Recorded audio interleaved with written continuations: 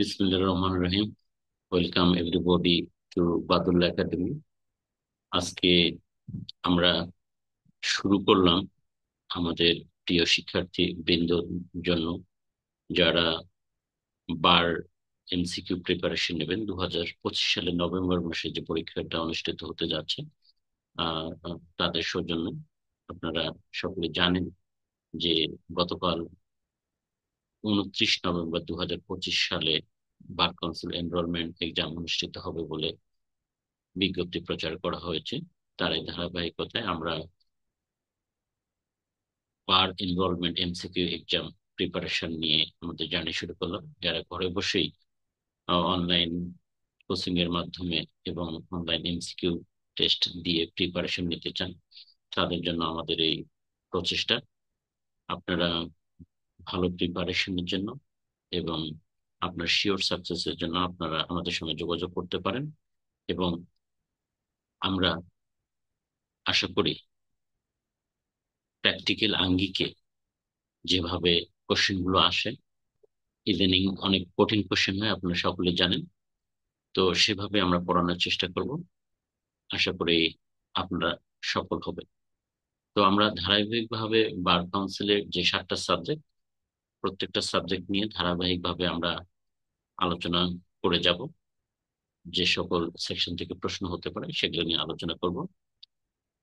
ইতিমধ্যে আমরা বার কাউন্সিলের একটা ভিডিও আপলোড করেছি, উম, অর্থাৎ পিনল কোডের উপর একটা ভিডিও আপলোড করেছি। যারা অংশগ্রহণ করতে পারেন তারা আমার এই ভিডিওটা দেখে আসবেন।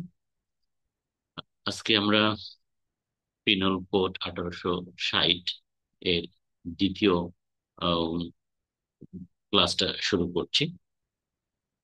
আপনারা সকলে জানেন যে এখন এত বেশি প্রশ্ন হয়, প্রায় প্রত্যেকটা সেকশন পড়তে হয়। Nobody knows from where the question will come. সেজন্য আমরা মনে করি যে অনেক বেশি পরিশ্রম করতে হবে এবং আমাদের এই পরীক্ষার প্রস্তুতি নিতে হবে। অবহেলা করার কোনো সুযোগ নেই। এখন থেকে যদি আপনারা পড়েন, আমাদের ভিডিও গুলো ফলো করেন এবং অনলাইনে পরীক্ষা দেন, আশা করি আপনাদের কোনো অসুবিধা হবে না। হোবার আমরা আমাদের আলোচনা শুরু করি। আমরা প্রথমে পেনাল কোডের সেকশন 1 থেকে আলোচনা করব। প্রথম যে সেকশনটা, ধারা 1, এখানে আইনটার নাম দেওয়া হয়েছে, অর্থাৎ এখানে বলা হয়েছে this act shall be called as penal code 1860। এটাকে আপনারা যদি দণ্ডবিধি বলেন, বাংলাদেশ দণ্ডবিধি বলেন, তাহলে ভুল হবে। বা এটা আসলে হলো পিনাল কোড 1860। অর্থাৎ প্রত্যেকটা আইনকে তার সেকশন 1-এ যে নামটা দেওয়া হবে সেটা নামেই অভিহিত করতে হবে, সেটা নামে সাইট করতে হবে। যাই হোক, এই সেকশন 1 থেকেও একটা প্রশ্ন এসেছিল 2012 সালে। সেখানে এমসিকিউতে এরকম একটা প্রশ্ন হয়েছিল যে দণ্ডবিধি প্রণীত হয় কত সালে। উত্তর হলো 1860 সালে। তাহলে প্রত্যেকটা আইন কত সালে প্রণীত হয়েছে সেটা আপনার মনে রাখতে হবে। যেমন 12 সালে এই প্রশ্নটা এসেছিল। এখান থেকে আরেকটা প্রশ্ন হয় যে এই আইনটার প্রকৃতি কি রকম, এটা কি ধরনের আইন।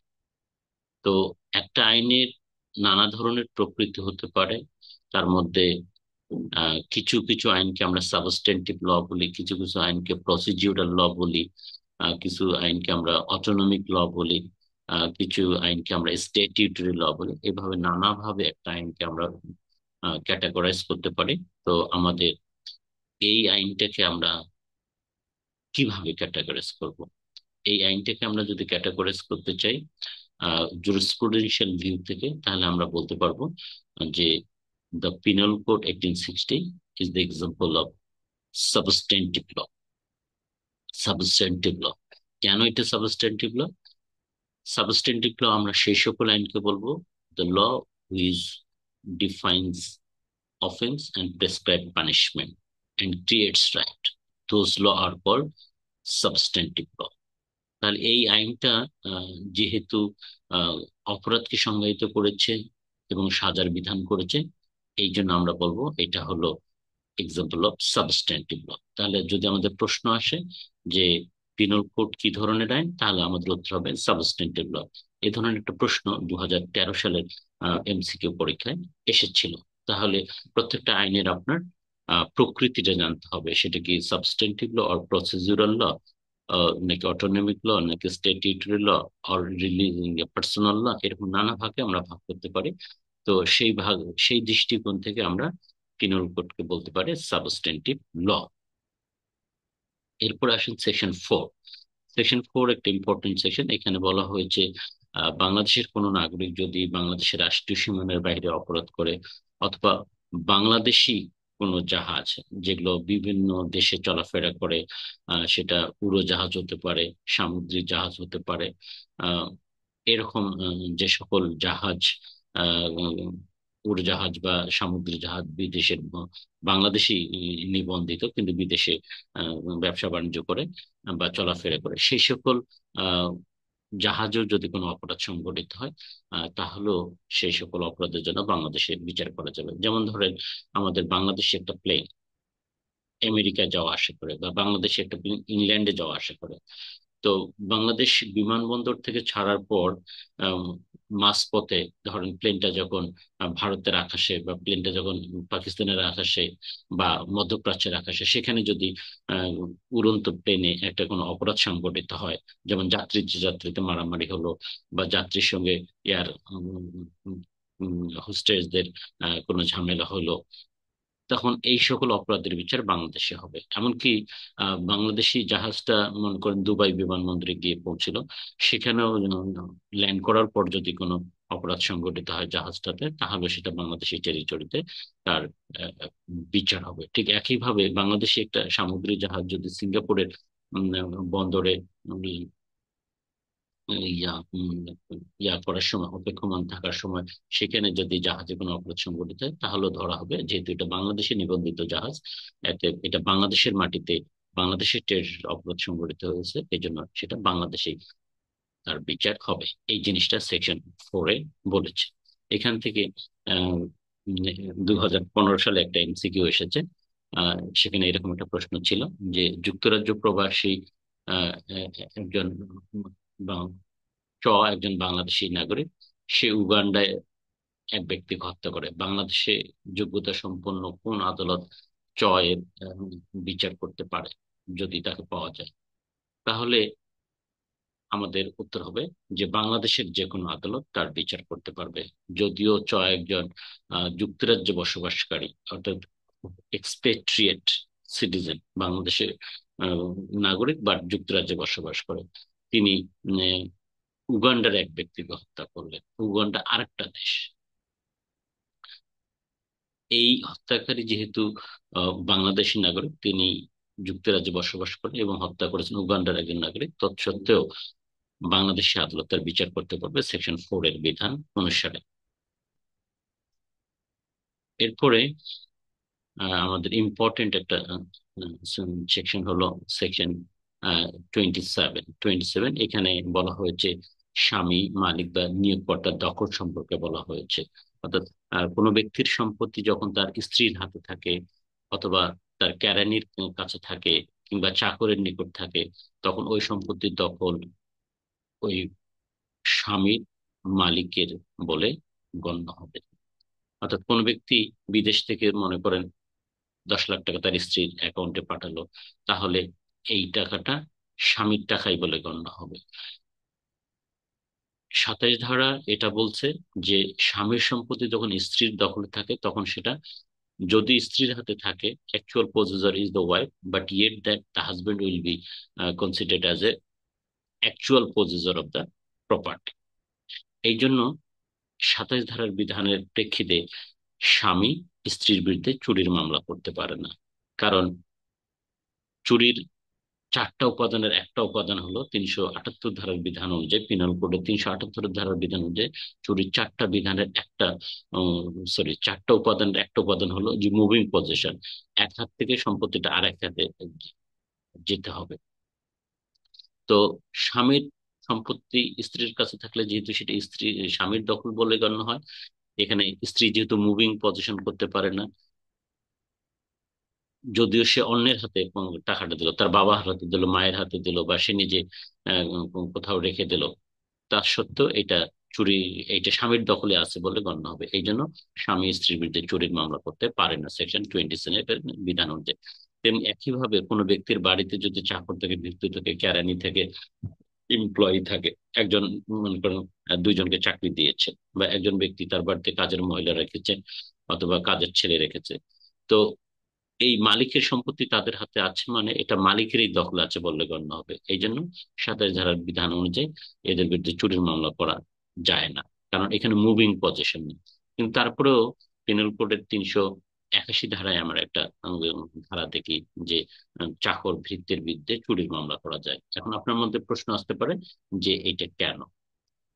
এটা এই কারণে, যেমন একটা উদাহরণ দেই, যেমন ধরেন একটা রেস্টুরেন্টের কথা যদি আমরা চিন্তা করি, ক্যাশে মালিক একজন তার কর্মচারীকে রেখেছে, সারাদিন তিনি বেচা বিক্রি করলেন, তো তাকে এটা ইন্ট্রাস্ট করা হয়েছে, ক্যাশটা তাকে ইন্ট্রাস্ট করা হয়েছে, ম্যানেজার সাহেব সারাদিন বেচা বিক্রি করলেন, ওইখান থেকে যদি কোনো টাকা সরায় তাহলে সেটা ব্রিচ অফ ট্রাস্ট হবে, কিন্তু এটা চুরি হবে না। কেন চুরি হবে না?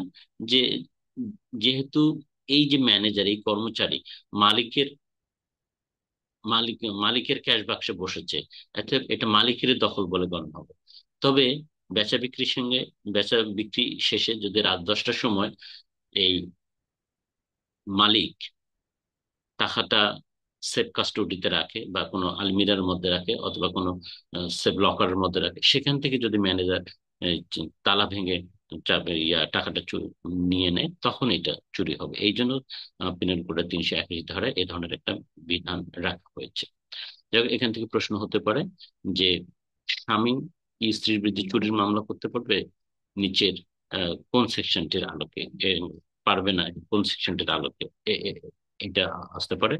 অথবা এরকম আসতে পারে, আহ স্বামীর অর্থ বা টাকা পয়সা স্ত্রীর দখলে থাকলো, এটা কার পজিশন বলে গণ্য হবে?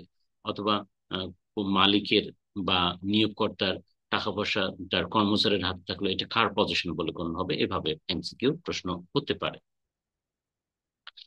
এরপরে সেকশন 34 অর্থাৎ 34 ধারায় in furtherance of common intention, আপনারা জানেন খুবই বিখ্যাত একটা সেকশন, এটা কোর্ট কাস্টডিতে হরহামেশাই ব্যবহৃত হয়। যখন আমরা দুই বা ততোধিক ব্যক্তিকে কোনো অপরাধ সংঘটনের জন্য যৌথভাবে দায়ী করতে চাই, জয়েন্ট লায়াবিলিটি এস্টাবলিশ করতে চাই, সকলকে সমানভাবে অপরাধে জড়িত করতে চাই, তখন এই সেকশনটা ব্যবহৃত হয়। তো এভাবে এখান থেকে প্রশ্ন আসতে পারে যে সেকশন 34টা আসলে এটা প্রয়োগের উদ্দেশ্য কি? উত্তর হবে টু এস্টাবলিশ জয়েন্ট লায়াবিলিটি। তারপরে এরভাবে প্রশ্ন আসতে পারে যে পিনাল কোডের কোন ধারা অনুযায়ী জয়েন্ট লায়াবিলিটি এস্টাবলিশ করা যায়, অর্থাৎ একজনের কৃত অপরাধের জন্য অন্যকে সমানভাবে দায়ী করা যায় নিচের কোন ধারা অনুযায়ী? তখন উত্তর হবে সেকশন 34। তো 34-এর ব্যাপক প্রয়োগ আছে। 34 সাধারণত দুই বা ততোধিক ব্যক্তি ক্ষেত্রে প্রয়োগ হয়ে থাকে, বা যে কোনো সংখ্যক ব্যক্তির ক্ষেত্রে সমানভাবে দায়ী করার জন্য ব্যবহার করা হয়ে থাকে। কিন্তু মনে রাখবেন এখানে একটা পার্থক্য আছে, সেটা হলো যে in furtherance of common object, অর্থাৎ 149 ধারায় যখন ব্যবহৃত হবে, 149 ধারায় একাধিক ব্যক্তিকে কানেক্ট করার জন্য সর্বনিম্ন 5 জন থেকে অধিক সংখ্যক ব্যক্তি হতে হবে, এবং সে এই 5 জন ব্যক্তি 141 ধারায়, পিনল কোডের 141 ধারার কোনো একটা অপরাধ করতে হবে, তাহলেই কেবলমাত্র 149 ধারায় একাধিক ব্যক্তিকে কানেক্ট করা যাবে।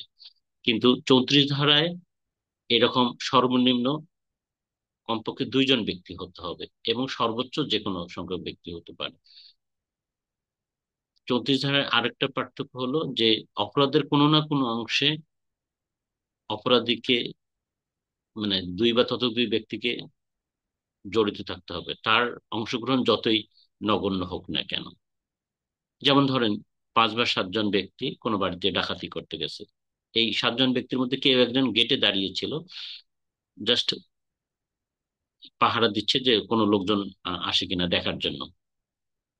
হয়তো ডাকাতদের কেউ ঘরের ভেতর ঢুকে সোনা গহনা অর্থ করে নেওয়ার জন্য মেরেও ফেলছে কাউকে বাড়ির ভেতরে, কিন্তু যিনি গেটে আছেন ডাকাতদের একজন, তিনিও সমানভাবে দায়ী হবেন, কারণ তাদের সকলের উদ্দেশ্য ছিল, মানে in furtherance of common intention, তারা সকলেই অপরাধের কোনো না কোনো অংশে, হাউএভার ইট ইজ নেগলিজেবল, যতই নিম্ন হোক, মানে সামান্য পরিমাণ হোক না কেন, তার অংশগ্রহণ আছে। এই জন্য যখন কোনো অপরাধ সংগঠনে একাধিক ব্যক্তিকে আমরা সমানভাবে দায়ী করতে চাই, তখন সেকশন 34টা ব্যবহৃত হয়ে থাকে। এটা কোর্ট কাছারিতে খুবই একটা প্রমিনেন্ট সেকশন। যেমন 2012 সালে এখান থেকে কোশ্চেন আসছিল, দণ্ডবিধির কোন ধারায় অভিন্ন ইচ্ছাজনিত দায় সম্পর্কে বিধান আছে? এভাবে আসতে পারে, অভিন্ন ইচ্ছা সম্পর্কিত দায় আছে, তখন আপনার উত্তর হবে 34 ধারায়। আবার 2013 সালে এখান থেকে একটা প্রশ্ন এসেছিল যে পেনাল কোডের 34 ধারার অধীন সাধারণ উদ্দেশ্যে অপরাধ সংগঠনের জন্য ন্যূনতম কতজন আসামি হতে হবে? উত্তর হলো কমপক্ষে 2 জন হতে হবে, কমপক্ষে 2 জন হতে হবে। এরপরে আসেন সেকশন 53। এখানে শাস্তির বিধান সম্পর্কে বলা হয়েছে, এটা খুবই ইম্পর্টেন্ট, এখান থেকে কোশ্চেন হতে পারে, এটা দাগ দিয়ে রাখতে পারেন। এখানে যদি আমরা দেখি যে এখানে 5 ধরনের শাস্তির কথা বলা হয়েছে। এভাবে আসতে পারে আপনাদের এমসিকিউতে যে পিনাল কোডের কোন ধারায় শাস্তির বিধান করা হয়েছে? উত্তর হবে 53 ধারায়। দ্বিতীয়ত যে প্রশ্নটা আসতে পারে যে 53 ধারায় কত ধরনের শাস্তির বিধান করা হয়েছে? এখানে উত্তর হবে 5 ধরনের শাস্তির বিধান করা হয়েছে। এই 5 ধরনের শাস্তি আপনাকে মুখস্থ করতে হবে, কারণ যে কোনো শাস্তি দিয়ে একটা প্রশ্ন, এমসিকিউ প্রশ্ন হতে পারে। এতে এইটা মুখস্থ এখানে পাশে লিখে রাখেন, মুখস্থ। তাহলে 53 ধারার যে 5 ধরনের শাস্তির কথা বলা হয়েছে, তার প্রথমটা হলো মৃত্যুদণ্ড, দ্বিতীয়টা হলো যাবজ্জীবন কারাদণ্ড, আর তৃতীয়টা বাতিল হয়ে গেছে, চতুর্থটা হলো কারাদণ্ড। এই কারাদণ্ড হলো 2 ধরনের, একটা হলো সশ্রম কারাদণ্ড, আর একটা হলো বিনাশ্রম বিনাশ্রম কারাদণ্ড। সশ্রম মানে হলো উইথ হার্ড লেবার, মানে তাকে কাজ করতে হবে। এবং পঞ্চমত হলো আহ সম্পত্তি বাজেয়াপ্ত, এবং ষষ্ঠত হলো জরিমানা। তাহলে 6টা কেন বললাম? ওই যে তৃতীয় নাম্বারটা বাতিল হয়ে গেছে, এই জন্য হলো 5টা সর্বমোট। তাহলে আমরা কয়টা শাস্তি দেখলাম? Death, life, imprisonment, fine, forfeiture. আমি রিপিট করছি আবার, death, life, imprisonment, fine, forfeiture. তাহলে 53 ধারার বিধান অনুযায়ী 5টি আহ শাস্তির বিধান আছে। তাহলে এই সেকশনটা থেকে আসতে পারে যে আহ, আমাদের প্রচলিত আইনে যে শাস্তির আইন আদালত শাস্তি দিয়ে থাকে, এটা কোথায় বলা আছে, পেনাল কোড কোন ধারায় বলা আছে, এভাবে আসতে পারে। অথবা এভাবে আসতে পারে যে আমাদের দেশে প্রচলিত শাস্তিগুলো কত প্রকার, এইভাবে আসতে পারে। হুম। যেমন 13 সালে এখান থেকে একটা কোশ্চেন হয়েছিল যে পেনাল কোডের অধীনে কোনটি অনুমোদিত সাজা? কারাদণ্ড, সম্পত্তি বাজেয়াপ্ত, বেত্রাঘাত, জরিমানা। ও সরি, অনুমোদিত সাজা নয়, পেনাল কোডের অধীনে কোনটি অনুমোদিত সাজা নয়। তাহলে বেত্রাঘাত অনুমোদিত সাজা নয়, আর কারাদণ্ড, সম্পত্তি বাজেয়াপ্ত, জরিমানা এগুলা অনুমোদিত সাজা। একইভাবে 2015 সালে এখান থেকে একটা কোশ্চেন এসেছিল যে পেনাল কোডে বর্ণিত দ্বীপান্তরের স্থলে বিষ্কৃত করা হয় কোন প্রকারের কারাদণ্ড দেয়? অর্থাৎ এই যে পেনাল কোডে আগে ছিল transportation for life, transportation for life অর্থাৎ দ্বীপান্তরে পাঠানো হতো, ওইটার পরিবর্তে এখন যাবজ্জীবন করা হয়েছে। এটার পরিবর্তে এখন আইনে যদি কোথাও ট্রান্সপোর্টেশন ফর লাইফ থাকে, তাহলে এটা বুঝতে হবে যে এটা ইমপ্রিজনমেন্ট ফর লাইফ। এটা বলা হয়েছে ট্রান্সপোর্টেশন, আগে ছিল কালাপানি বলতো, দ্বীপান্তর বলতো, এটা হলো ট্রান্সপোর্টেশন। যেমন আরেকটা কোশ্চেন এভাবে আসতে পারে যে নিম্নবর্ণিত কোন বক্তব্যটি সঠিক? যাবজ্জীবন কারাদণ্ড বিনাশ্রম হতে পারে, যাবজ্জীবন কারাদণ্ড সশ্রম হতে পারে, যাবজ্জীবন কারাদণ্ড সর্বদাই সশ্রম, যাবজ্জীবন কারাদণ্ড সর্বদাই বিনাশ্রম। তাহলে উত্তর হবে যাবজ্জীবন কারাদণ্ড সর্বদাই সশ্রম। সর্বদাই সর্বোচ্চ কি সর্বদাই সশ্রম যাবজ্জীবন কারাদণ্ড। যদি আইনে কোথাও উল্লেখ থাকে যাবজ্জীবন আর সশ্রম কারাদণ্ড, তার মানে এটা বুঝতে হবে উইথ হার্ড লেবার, এটার আর কোনো মাপ নেই, জেলখানায় থাকলে তাকে কাজ করতে হবে। পেনাল কোডে কত প্রকার শাস্তির বিধান আছে? এভাবে আসতে পারে। যেমন ধরেন যদি 4, 5, 6, 7 লেখা থাকে, উত্তর হবে 5 প্রকার। এরপরে আরেকটা ইম্পর্টেন্ট সেকশন এখান থেকে প্রশ্ন হতে পারে যে সেকশন 54, এখানে মৃত্যুদণ্ডের রূপান্তর সম্পর্কে বলা হয়েছে। অর্থাৎ মৃত্যুদণ্ডকে কোন কোন সাজায় কমিট করা যেতে পারে, এখানে ইংরেজিটা হলো কমিট করা যেতে পারে। তাহলে সেকশন 54 যদি আমরা বিধান দেখি, তাহলে দেখব যে যে ক্ষেত্রে মৃত্যুদণ্ড প্রদান করা হয়েছে, সরকার অপরাধীর সম্মতি ব্যতি রেখে এই কোডে বর্ণিত যে কোনো দণ্ড রূপান্তর করতে পারেন। তাহলে এই কোডে বর্ণিত অর্থাৎ পিনল কোডে বর্ণিত যে কোনো দণ্ডে পরিণত করতে পারেন, মৃত্যুদণ্ডটাকে যে কোনো দণ্ডে পরিণত করতে পারেন। তাহলে সেটা লাইফ ইমপ্রিজন হতে পারে, শুধু ইমপ্রিজন হতে পারে, শুধু ফাইন হতে পারে, শুধু ফরফিচার হতে পারে। তাহলে আদালত কোনো ব্যক্তিকে মৃত্যুদণ্ডে দণ্ডিত করছে, এই মৃত্যুদণ্ডে দণ্ডিত ব্যক্তিকে সরকার চাইলে পিনল কোডের 54 ধারার বিধান অনুসারে তার মৃত্যুদণ্ডটা পরিবর্তন করে তাকে যাবজ্জীবন কারাদণ্ড, যে কোনো যে কোনো পরিমাণ কারাদণ্ড, ফাইন বা ফরফিচার এভাবে কমিট করতে পারে। তাহলে এখান থেকে বেশ কয়েকভাবে প্রশ্ন আসতে পারে। তার প্রথমটা হলো যে আহ কোন ব্যক্তির মৃত্যুদণ্ডের রায়কে কে পরিবর্তন করতে পারে, এইভাবে আসতে পারে। উত্তর হবে সরকার। মৃত্যুদণ্ডে দণ্ডিত ব্যক্তির দণ্ড কে পরিবর্তন করতে পারে বা কমিট করতে পারে, এইভাবে প্রশ্নটা আসতে পারে। উত্তর হবে সরকার। তারপরে দ্বিতীয় প্রশ্নটা আসতে পারে যে মৃত্যুদণ্ডে দণ্ডিত ব্যক্তির সাজা নিম্নের কোন ধারা অনুযায়ী পরিবর্তন করা যেতে পারে। মৃত্যুদণ্ডে দণ্ডিত, মনে রাখবেন, মৃত্যুদণ্ডে দণ্ডিত ব্যক্তির সাজা নিচের কোন ধারা অনুযায়ী পরিবর্তন করা যেতে পারে, তখন উত্তর হবে সেকশন 55।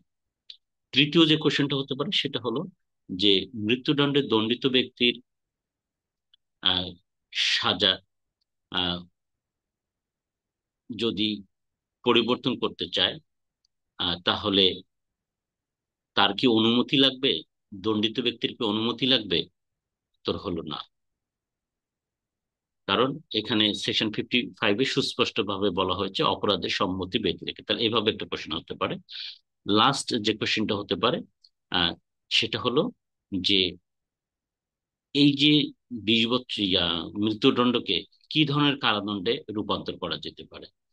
উত্তর হলো যাবজ্জীবন কারাদণ্ড, সরি যাবজ্জীবন যে কোনো দণ্ডে রূপান্তরিত করা যেতে পারে, যে কোনো দণ্ডে রূপান্তর করতে পারে। ওই যে 5 ধরনের আছে, যাবজ্জীবন কারাদণ্ড, শুধু কারাদণ্ড, ফাইন, ফরফিচার, যে কোনো দণ্ডে রূপান্তর করা যেতে পারে।